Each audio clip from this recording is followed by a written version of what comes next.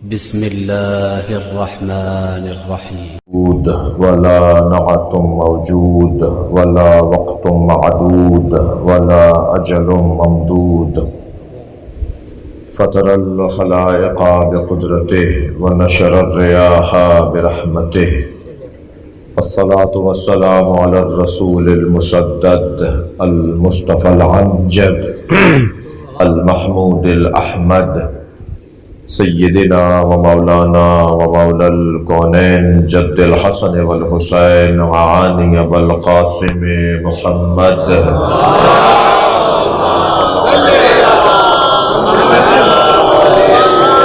وآلہ الطیبین الطاہرین المعصومین الذين قال الله إنما يريد الله ليذهب عنكم الرجس أهل البيت ويطهركم تطهيرا.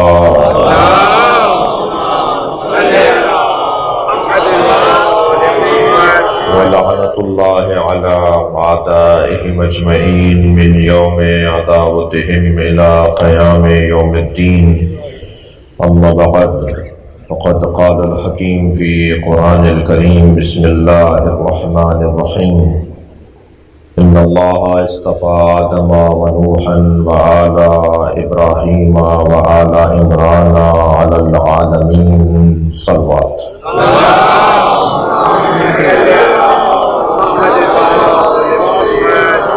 صاحب خانہ کے مرحومین کے لیے، حاضرین کے مرحومین کی مغفرت کے لیے بلندتر صلوات پڑھیں.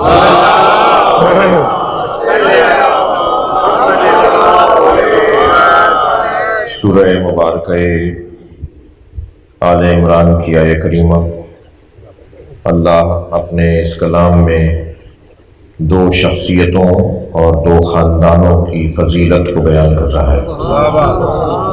بہت بڑی بات ہے کہ کسی شخصیت کو اللہ قابل تعریف قرار دے. میں اور آپ بھی بہت سے لوگوں کو پسند کرتے ہیں، اور ہم بھی جنہیں پسند کرتے ہیں ان کا نام لیتے ہیں کہ فلاں اتنا معتبر اور فلاں اتنی حیثیت کا حامل.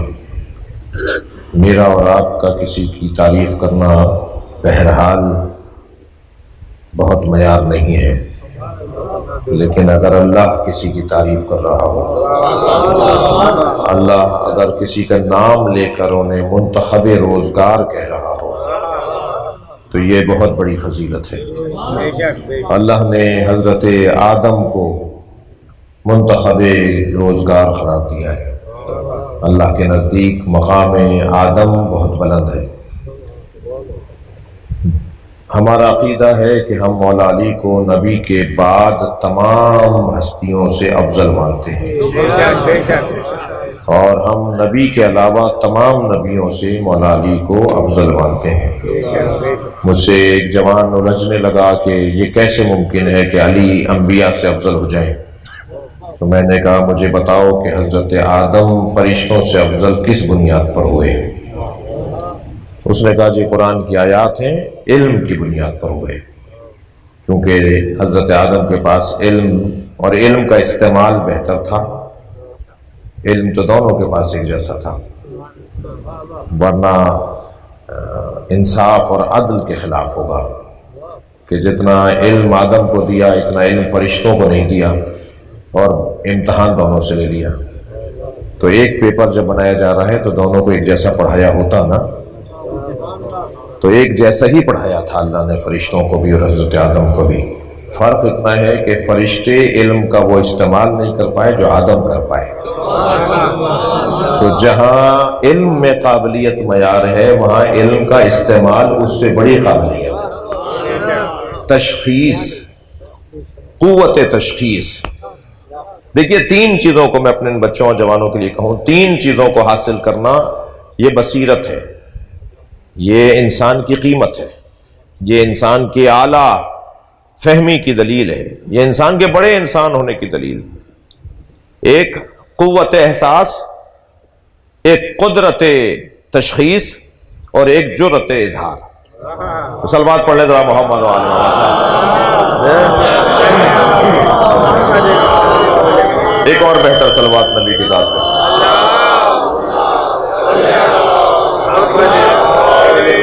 کامیاب لوگوں کا نصاب زندگی بھی یہی ہے.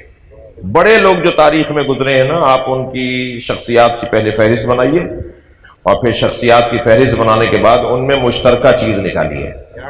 جو مشترکہ چیز نکلے گی وہی کامیابی کا اصول کہلائے گا. کامیاب ترین لوگوں کی زندگیوں کے کامیاب اصولوں میں سے یہ 3 چیزیں ہیں. ایک قوت احساس، ایک طاقت تشخیص، اور ایک جرأت اظہار. یہ جو احساس ہے نا، احساس، یہ احساس حس کی جمع ہے، یا حس کے خاندان کا لفظ ہے، جمع نہیں ہے، معاف کیجیے گا، جمع نہیں ہے. یہ احساس حس کے خاندان کا لفظ ہے. میرا پیر اگر سن ہو جائے، ایک پیر سن ہو جائے، تو اس میں جتنی چٹکیاں بھر لوں سوئی چپ جائے. آئیے موسیٰ بھائی ایک صلوات اور پڑھیں ذرا محمد. میں اگر اپنے سن پیر میں، جو میرا پیر سن ہو گیا ہو، اس میں اگر چٹکیاں بھرتا رہوں، سوئیاں چپ ہوتا رہوں، تو کچھ نہیں ہوگا. مجھے احساس نہیں ہوگا، میرا پیر جھٹکا ہی نہیں کھائے گا، مجھے کچھ معلوم ہی نہیں ہوگا. تو اگر کبھی بدن کو محسوس نہ کروانا مطلب ہو، تو بدن کے جو معالجین اور ماہرین ہوتے ہیں، ڈاکٹر حضرات، پہلے وہ بدن کو سن کرتے ہیں، پھر بدن کے ساتھ وہ اپنی پسند کا عمل انجام دیتے ہیں جو وہ چاہتے ہیں اس بدن کے ساتھ. تو جیسے بدن کو عکس العمل سے روکنے کے لیے، رد عمل سے روکنے کے لیے، توجہ چاہوں گا، جیسے بدن کو رد عمل سے روکنے کے لیے، عکس العمل سے روکنے کے لیے پہلے بدن کو سن کیا جاتا ہے، ایسے ہی دنیا کے شیطان پہلے معاشروں کو سن کرتے ہیں تاکہ رد عمل نہ آنے پائے. صلوات پڑھیں ذرا محمد و آل محمد. جی، یہ جو رد عمل معاشروں کی طرف سے آتا ہے، یہ جو رد عمل عوام کی اور قوموں کی طرف سے اور خاندانوں کی طرف سے، اس رد عمل کو روکنے کے لیے سن کیا جاتا ہے. اور معاشرہ سن کرنے کا کام زیادہ کرتا ہے. کیا کریں کہ معاشرے کا جو سن کرنے کا ہر عمل اور حرکت ہے، اس سے ہم ملت کو محفوظ رکھیں. اس کا بہترین طریقہ مجلس اعزا ہے. جیسے ہم مردوں کو جھنجھوڑ کے اسماء افہم کہتے ہیں نا، مجلسیں زندوں کو اسماء افہم بولتی ہیں. صلوات پڑھیں گے محمد و آل محمد.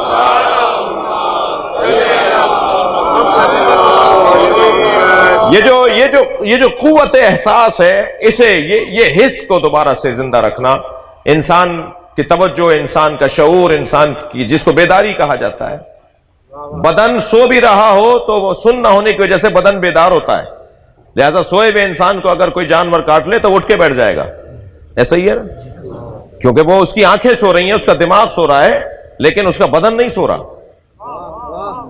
عزیزان گرامی، یہی تو کمال ہے کہ انسان سو رہا ہو، بدن جاگ رہا ہو. ہم اسی کے دروازے پر تو بیٹھے ہیں جو کربلا میں سو رہا ہے، چاہنے والے جاگ رہے ہیں، وہ سو کر جگا رہا ہے. قوت احساس، قدرت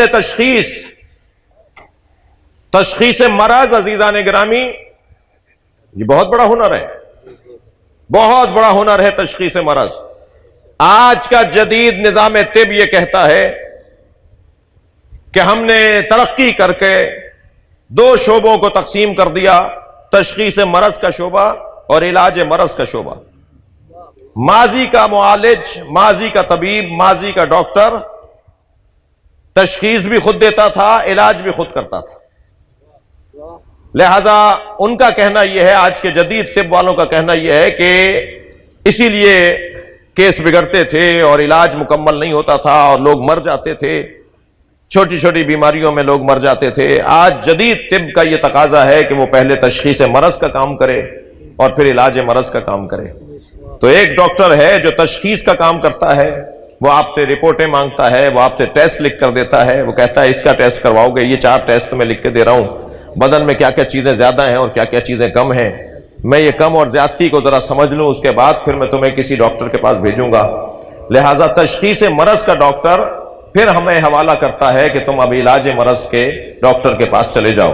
عزیزان گرامی، شاید نظام طب کہہ رہی ہے کہ ہم نے ترقی کی، اللہ نے معاشرے کے علاج کے لیے یہ نظام از اول ہی بنایا تھا۔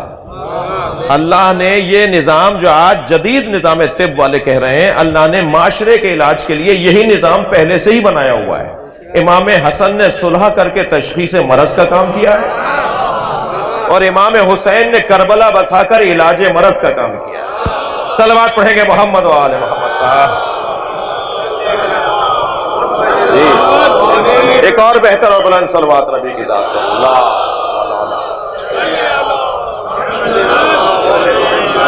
یہ جو تشخیص ہے نا، یہ جہاں اسی کو بصیرت بھی کہتے ہیں۔ ایک جملہ آج مرکزی مجلس میں بھی ہم سے ہوا، وہاں جو دوست تھے وہ تکرار نہ سمجھیں، ہم اخبار کی سرخیاں پڑھ کر نظریہ نہیں بناتے، ہم نہج البلاغہ پڑھ کے نظریہ بناتے ہیں۔ اس ملت کا یہ ہنر ہے کہ ہمیں نہج البلاغہ پڑھنا ہوگا۔ میں اپنے بچوں اور جوانوں سے دوبارہ تاکید کر رہا ہوں، اکثر کہتا ہوں، بار بار کہتا ہوں، اور یہ کہنے کا مجھے یہ تھا کہ صاحب کہتے ہو کچھ کر کے بھی دکھاؤ، تو الحمدللہ ہم پہلی مرتبہ مفصل شرح اردو میں نہج البلاغہ کی پیش کرنے جا رہے ہیں اپنی ملت کو۔ جی 17 جلدوں میں شرح، جی جس میں سے 10 جلدیں چھپ چکی ہیں، کلام امیر المومنین علی بن ابی طالب کے نام سے۔ اب تک ہم نے 10 جلدیں چھپ چکی ہیں، مصباح القرآن ٹرسٹ لاہور اسے چھاپ رہا ہے، اور ہمیں 17 جلدوں تک جانا ہے۔ 15 جلدوں تک کام ہوا ہے، بلکہ 17 تک کام ہوا ہے مختلف مراحل میں، کوئی کمپوزنگ، کوئی سیٹنگ، کوئی تصحیح کے مرحلے میں ہے، کوئی وہ آخر میں ٹیم ورک ہے، پوری ٹیم کام کر رہی ہے۔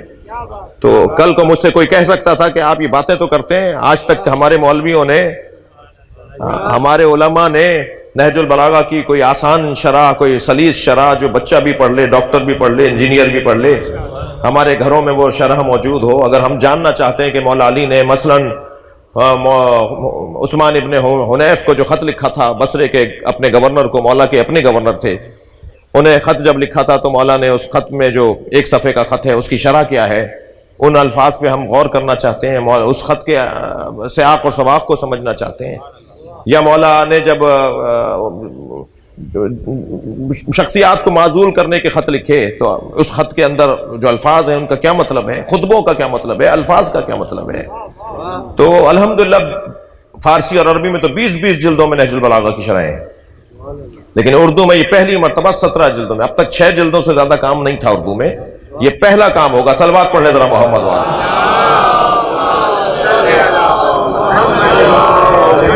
حالات کی تبدیلیاں، ماحول کی تبدیلیاں، مسائل کا بڑھنا، اس کا حل یہ ہے کہ ہم اس مولا کے کلام کو پڑھیں کہ جو ہمیں قدرت تشخیص عطا کرتے ہیں، اور وہ ہے نہج البلاغہ۔ لہٰذا میں آپ کے توسط سے آپ سب سے بھی گزارش کر رہا ہوں کہ نہج البلاغہ کو پر توجہ کی زیادہ ضرورت ہے، خاص طور پہ جوان اور بچوں سے کہہ رہا ہوں۔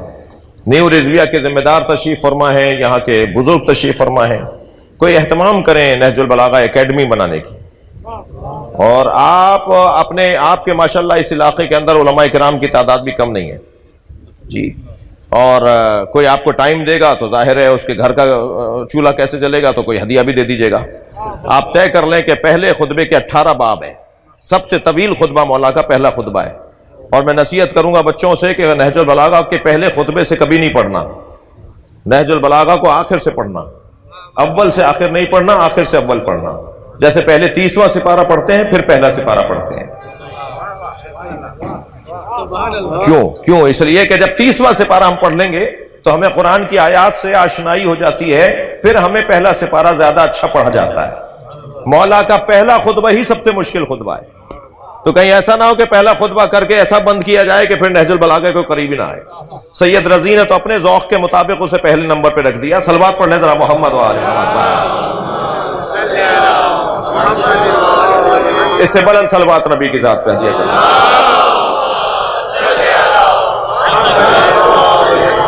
تو آپ اپنے امام بارگاہ مسجد میں بھی اور اپنے گھروں میں بھی قرار دے سکتے ہیں، ایڈمیشن لیں، باقاعدہ ایک طریقے سے اس کے داخلہ فارم ہو کہ کون نہج البلاغہ سمجھنا چاہتا ہے۔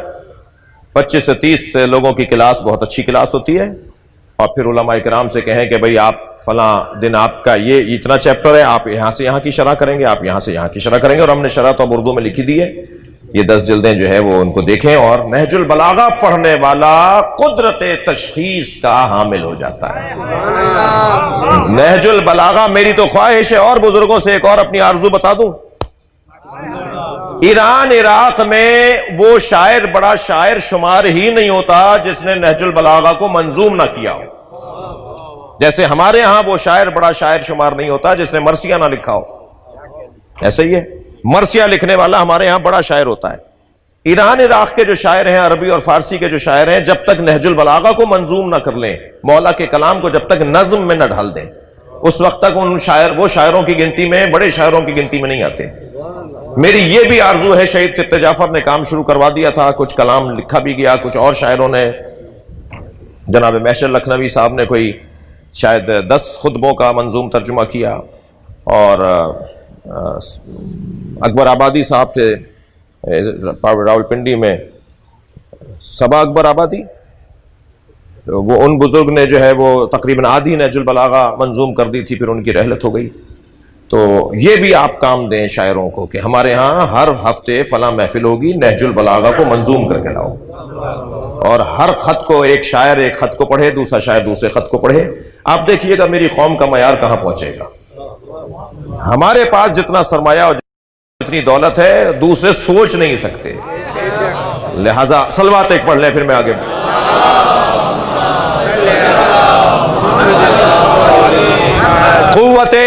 قوت تشخیص، اور اس کے بعد جرت اظہار۔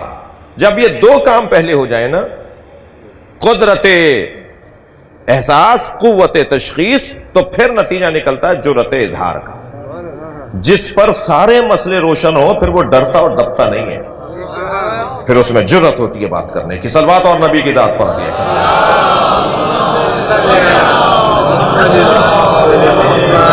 تو عزیزو، بحث یہ تھی کہ حضرت آدم کیوں افضل تھے فرشتوں سے؟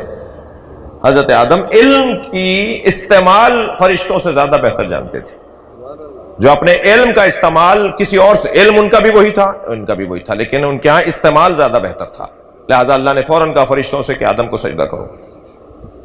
تو میں نے اس جوان سے پوچھا کہ ہم جس بنیاد کے اوپر مولا علی کو افضل مانتے ہیں وہ یہی تو بنیاد ہے، کوئی مثال لا کر دکھاؤ کہ علی کے علم سے زیادہ کسی اور کا علم تھا؟ جی، بڑے بڑے نامور لوگوں نے مولا کائنات کے دروازے پر اس بات کا اظہار کیا کہ اگر علی نہ ہوتے تو ہم ہلاک ہو جاتے۔ حضرت ابو بکر نے تو فرمایا لم تلد النساء مثل علی بن ابی طالب، کائنات میں کوئی عورت ہی نہیں ہے جس نے علی جیسا بیٹا جنا ہو، علی کی ماں جیسی کوئی ماں ہی نہیں ہے علی۔ تو عزیزو، حضرت آدم افضل، اور حضرت آدم کو اللہ نے یاد کیا ہے قرآن مجید میں ایک شخصیت کے عنوان سے، اور دوسری شخصیت حضرت نوح کی۔ جی، ارشاد ہو رہا ہے ان اللہ اصطفیٰ آدم و نوحا، آدم اور نوح کو اللہ نے منتخب کر لیا۔ اب یہ تو شخصیتوں کی بات ہے، یہی بہت بڑی بات ہے، کسی شخصیت کو اللہ صاحب عظمت عطا بتائے اور صاحب عظمت کہے، اور صاحب عظمت ہو وہ کہ جس کو اللہ یاد کر رہا ہے، یہ کتنی بڑی بات ہے۔ تو وہ کتنی بڑی بات ہوگی کہ پورے خاندان کی تعریف ہو رہی ہو۔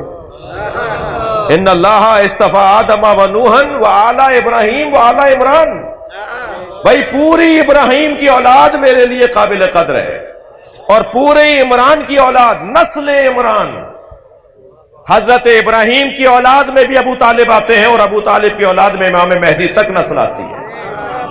اللہ نے حضرت ابراہیم اور حضرت عمران کی اولاد کو، نسل کو پورا مقدس قرار دیا ہے، محترم قرار دیا ہے۔ ادھر ابراہیم علیہ السلام سے کہا لا ینال عہدی الظالمین، ہمارا یہ عہدہ، جب انہوں نے کہا میری اولاد، فرمایا عہدہ ظالموں تک نہیں پہنچے گا، تسلی دی کہ تمہاری نسل میں جو عادل ہیں، جو معصوم ہیں، ان تک ہمارا عہدہ پہنچے گا۔ اور حضرت عمران سے مراد حضرت ابو طالب ہے۔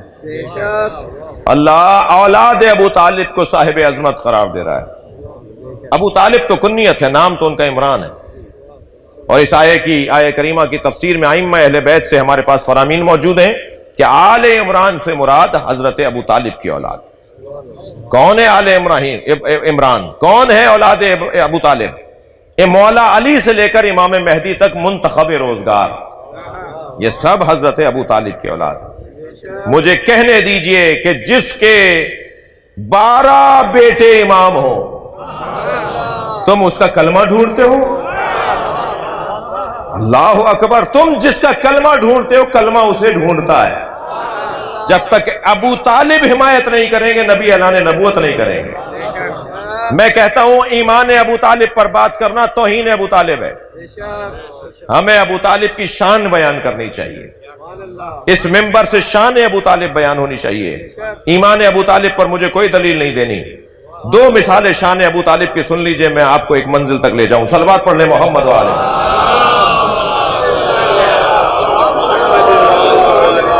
پہلی مثال تو یہ کہ حضرت ابو طالب نے 40 سے زیادہ آیتیں ہیں کہ جو ابو طالب کے جملے ہیں جو اللہ نے قرآن میں جگہ بنائی ہے، آیت ہی بنا دیا ان جملوں کو جو ابو طالب نے کہہ دیا تھا۔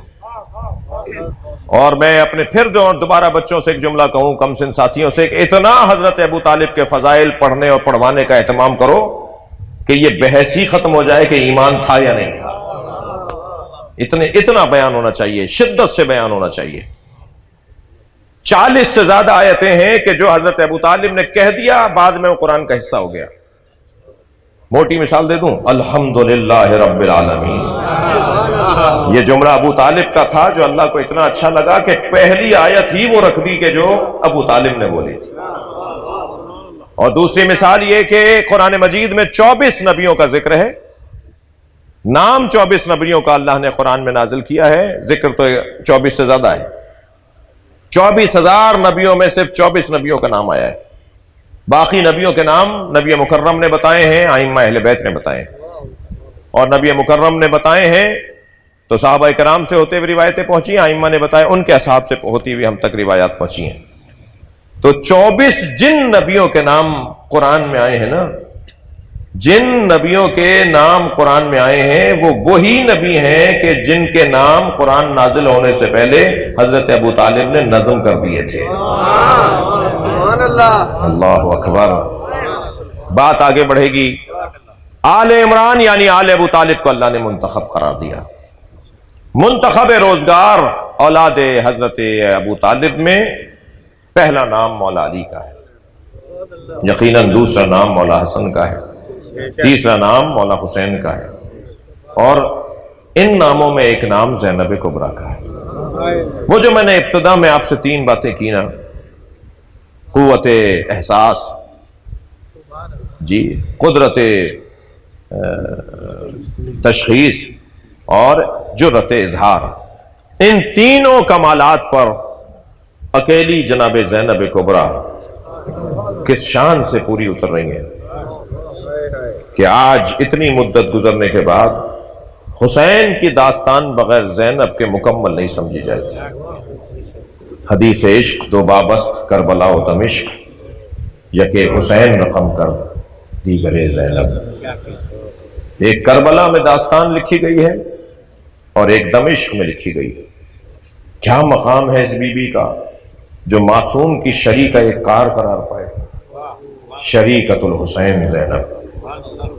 کیا عظمت ہے اس بی بی کی کہ جس گھر میں ہر شخص صاحب فراست ہو، جس گھر میں ہر شخص صاحب عقل و فہم ہو، اور کمال عقل و فہم جہاں پایا جاتا ہو، ان سارے صاحبان عقل میں اگر کوئی عقیلہ بنے تو اسے زینب کہا جاتا ہے۔ بی بی کے القاب میں ایک لقب عقیلہ بنی ہاشم، جیسے مولا کا لقب، مولا عباس کا لقب قمر بنی ہاشم، ایسے جناب زینب کا لقب عقیلہ بنی ہاشم۔ بی بی کے القاب میں عزیزو ایک لقب بی بی کا کعبۃ الدرایا بھی ہے، مصیبتوں کا کعبہ۔ عجیب لقب ہے، کعبے کے ساتھ مصیبتوں کو جوڑ دیا۔ ہمارا کعبہ کون سا ہے؟ جو مکہ المکرمہ میں ہے۔ ہمارا کعبہ کیوں ہے؟ ہم اس کے گرد چکر کاٹتے ہیں۔ زینب بی بی مصیبتوں کا کعبہ ہے، اس کا مطلب یہ ہے کہ جس کے گرد مصیبتیں چکر کاٹتی ہیں۔ عزیزان گرامی، کبھی غور کریں نا بی بی کے ساتھ جو امتحانات اللہ نے لیے ہیں، تو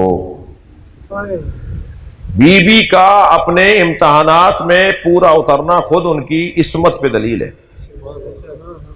میں ان بچوں اور جوانوں کے لیے کہوں کہ معصوم 14 ہیں، مگر یہ عصمت کبریٰ پر فائز 14 ہیں۔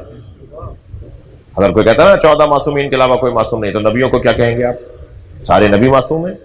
پھر کہیے نا 1,23,999 نبی اور 14 معصوم۔ نبی ہمارے 14 میں آ رہے ہیں، 1,23,999 نبی اور 14 معصوم، یہ معصوم ہے۔ ہم کیوں کہتے ہیں کہ 14 معصوم، 14 معصوم؟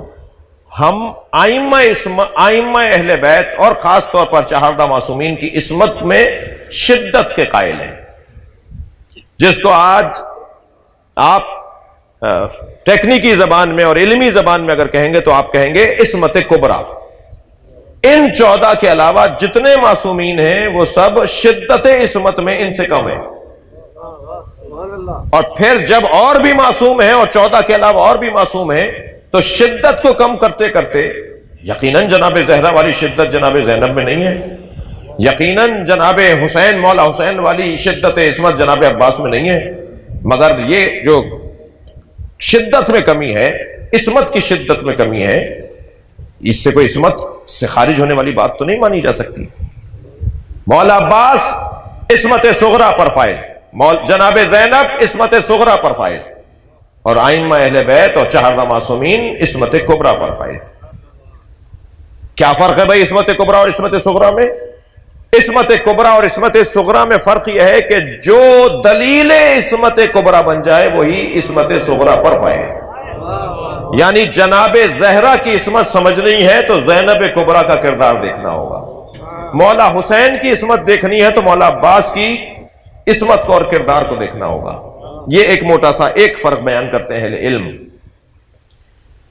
دوسری بات، ممکن ہے کوئی سوال کرے اور ہونا چاہیے کہ عصمت کے پیچھے جوہر کیا ہے؟ کون سی چیز ہے جو عصمت لاتی ہے اور عصمت عطا کرتی ہے اور معصوم بناتی ہے؟ وہ ہے علم لدنی کا ہونا۔ علم لدنی یعنی اللہ سے پڑھ کر آنا دلیل بن جاتا ہے، سبب بن جاتا ہے کہ وہ جو وہاں سے پڑھ کر آیا ہے وہ معصوم ہو۔ اور یہ تمام ائمہ اہل بیت اور 14 معصومین اللہ کے ہاں سے پڑھ کر آئے، اسی بنیاد پر ہم انہیں معصوم کہتے ہیں، اور یہ کمال جناب زینب کا بھی ہے۔ میں نہیں کہہ رہا کہ جو کہہ دیا جائے کہ یہ عقیدت تھی اور محبت تھی اور غلو تھا، یہ جملہ امام سجاد کا ہے۔ یا اماں اے پھپھی، عین میم ہے، یا اماں اے پھپھی، امو چچا کو کہتے ہیں، اس کی مؤنث اماں، الف سے نہیں عین سے، اردو کا نہیں عربی کا۔ یا اماں انت عالمۃ غیر معلمہ، جو بھی اماں آپ عالمہ غیر معلمہ، آپ وہ عالمہ ہے کہ جس نے دنیا میں نہیں پڑھا، پڑھ کر آئی ہے۔ اللہ نے پڑھا کر بھیجا ہے، اللہ نے علم دے کر بھیجا ہے، اور جو عالمہ غیر معلمہ ہو وہ خود عصمت کے درجے پر فائز ہے، جس پر ساری چیزیں روشن ہو، جس کی آنکھوں کے آگے حجاب نہ ہو، جو پردے کی اس طرف بھی ویسے ہی دیکھے جیسے اس طرف دیکھ رہا ہو، تو پھر اس کے لیے مصیبتیں اسے تو پہلے سے پتا تھا۔ اگر مجھے پہلے سے پتا ہو کہ میرے اس رستے میں فلاں گلی سے جاؤں گا تو یہ مسئلہ ہوگا، تو میں جانے سے پہلے اس کے لیے تیاری کروں گا نا، اور پھر جب میں وہاں سے گزروں گا تو مجھ پر کوئی اثر نہیں ہوگا، کوئی روب نہیں ہوگا، کوئی گھبراہٹ نہیں ہوگی، اس لیے کہ مجھے پتا تھا یہاں کیا ہونا ہے۔ یہ جو پتا تھا یہی تو وہ عصمت کا جوہر ہے۔ بی بی کو پتا تھا میرے ساتھ کیا ہوگا، لہذا کوفے کی راہیں ہیں، شام کی بستیاں ہیں، اور پھر بازار ہے اور دربار ہے اور زندان ہے، مگر میرے عزادار عزیزو کسی مرحلے پر جناب زینب کی زبان پر کوئی شکوہ نہیں آیا، بلکہ میں تو اس 4 سالہ بچی کو آپ کے ساتھ مل کے سلام کروں کہ جنہیں دیکھ دیکھ کر بیویوں کو حوصلہ مل رہا تھا۔ سمجھداریاں قربان ہو جناب سکینہ پر، عقل مندیاں قربان ہو جناب سکینہ پر، جس کی عقل مبارک مصیبتوں سے مغلوب نہ ہوئی ہو، مصیبتوں نے جس کی عقل مبارک کو مغلوب نہ کیا ہو، مصیبتوں نے متاثر نہ کیا ہو۔